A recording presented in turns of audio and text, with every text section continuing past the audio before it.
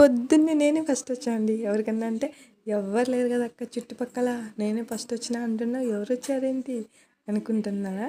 ఎవ్వరు రాలేదండి. సూర్యుడి కన్నా ఫస్ట్ నేనే వచ్చాను అనమాట. ఇంకా సూర్యుడు బయటికి రాలే, ఊరికే కొండని చీల్చుకొని బయటికి వచ్చేట్టుగా ఉన్నారు. ఊరికే ఎర్రగా నిప్పాల ఎలా ఉందో చూడండి వెనకాల సైడు.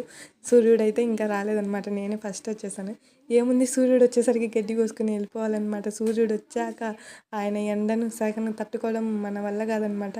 తాళ్ళేంటక్క మోపులు మోపులు పట్టుకొని పోతున్నావు, ఇన్ని తాళ్ళు ఎప్పుడు కోస్తావు అక్క అంటే 5 మోపులు అనమాట నేను కోసేది. 5 మోపులు కోస్తే సరిపోద్ది అనమాట. లేకపోతే 3 మోపులు 4 మోపులు అంతే. వీలున్నంత వరకు కోసుకొని పోయేదనమాట. మినిమం 5 మోపులు కోసుకోవాలని ట్రై చేస్తాను. చూడండి జొన్న సొప్పలోకి వస్తానే ఎంత బాగా చల్లని గాలి, జుండి ఎలా ఊగిసలాడిపోతుందో జొన్న సొప్ప. భలే ఉంది కదా చూడ్డానికి. పొద్దున్నే చాలా బాగుంటాయి వీడియోస్ తీయడానికి. కాకపోతే నా సెల్లు కొంచెం ప్రాబ్లం అండి, అందుకే వీడియో కొంచెం డల్గా కనిపిస్తుంటుంది అనమాట. కొంచెం అడ్జస్ట్ కానీ కొద్ది రోజులు ప్లీజ్ ప్లీజ్ ప్లీజ్. కొనుక్కునేంత వరకు చూడండి చల్లగా ఎలా పైరు గాలి మీకు కూడా లోపలికి వచ్చేస్తుందా.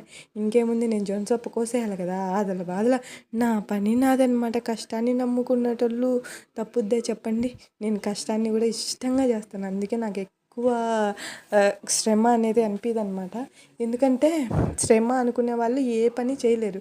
శ్రమ అనుకోకపోతే నాలాగా ఆడుతూ పాడుతూ పని చేస్తూ ఉంటే అన్నీ అయిపోతూ ఉంటాయి. అందుకని నేను జొన్న సొప్ప కోసేస్తూ ఉన్నాను హాయిగా. పిచ్చి చెట్లన్నీ నా చేతుల్లోనే పడి కుచ్చుకొని పెడుతున్నాయండి, రోజు పడేది నా చేతుల్లో. ఏం చేశాను, పిచ్చి చెట్లు మా జొన్న సొప్పలో బాగా వచ్చేసాయి. ఆ పిచ్చి చెట్లన్నీ పక్కన వేసేసి జొన్న సొప్ప ఎలాగో అలా కోసుకునేది అయిపోయాక కూడా సూర్యుడు చూడండి నిప్పాలు పొద్దున్నే తీసినదేలేండి, మళ్ళీ జొన్న సొప్ప అయిపోయాక తీసినది అయితే కాదు.